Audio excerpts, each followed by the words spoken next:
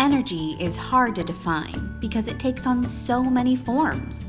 We need energy to turn on lights, travel in cars, and roast a marshmallow over a campfire. Our bodies need energy to think, move, and grow. Plants also need energy to grow. In this lesson, we will learn how the energy in plants is connected to the energy in our bodies. So, how do we get energy into our bodies? Do we A, plug ourselves into the electrical outlet in the wall? B, fill ourselves up with gasoline? Or C, eat lots of delicious and healthy foods every day? The answer is C. We give our bodies the energy it needs by eating food. Energy can be broken up into two categories: energy that is stored, or stored energy, and energy that is being used for an activity, or active energy. An example of stored energy is the food we eat. An example of active energy is your body using the energy when you are running. Active energy is fueling your legs and allowing them to move faster as you run. Energy is able to change from stored to active energy. Remember the yummy breakfast you ate this morning? The stored energy in that food is now powering your brain and your body as you learn all about energy. Let's make sure you're using that energy. It's time to move your body. Stand up. Reach up high. Touch your toes. Do the twist. Stand on one leg. Jump one time. Flap like a chicken. Stomp your feet.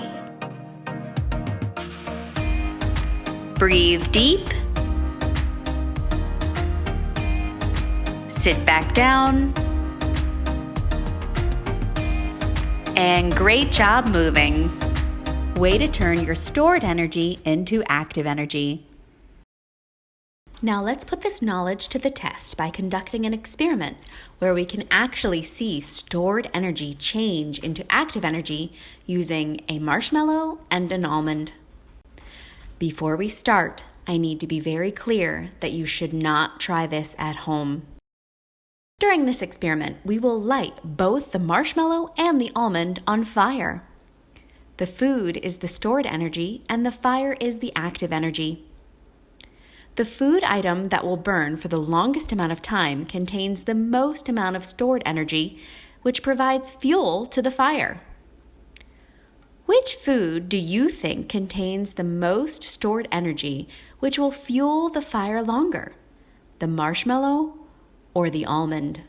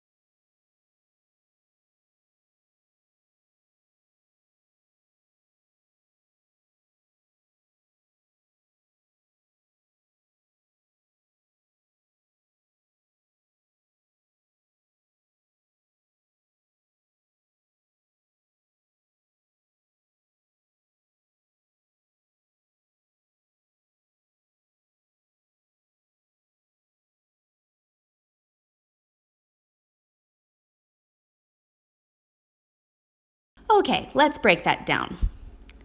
The almond and the marshmallow are roughly the same size. So why did the almond burn for so much longer? A, it has more stored energy than the marshmallow. B, it has the same amount of stored energy as the marshmallow. C, it has less stored energy than the marshmallow. The answer is A. The almond has more stored energy than the marshmallow, so that's why it burned for so much longer. Energy is measured in calories. The number of calories in a food tells us how much energy is stored in it. The almond contains more calories, and therefore it took longer for all of that energy to be converted to light and heat. So, how can we find out how much energy or calories are in the foods that we eat? The nutrition facts label helps us judge whether or not a food is a healthy choice. Foods contain nutrients that our bodies need in order to grow and be healthy, but they also contain things such as saturated and trans fats, added sugars, and lots of salt that can be unhealthy if we eat too much of them.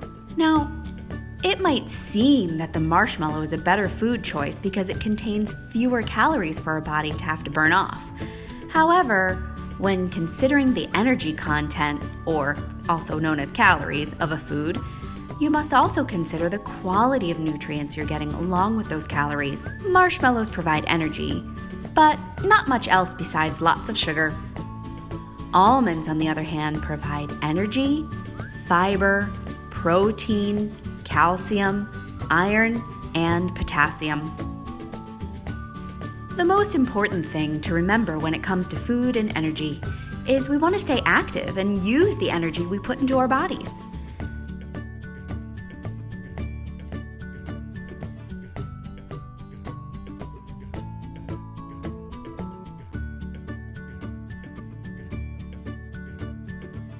How will you use the energy in your food today?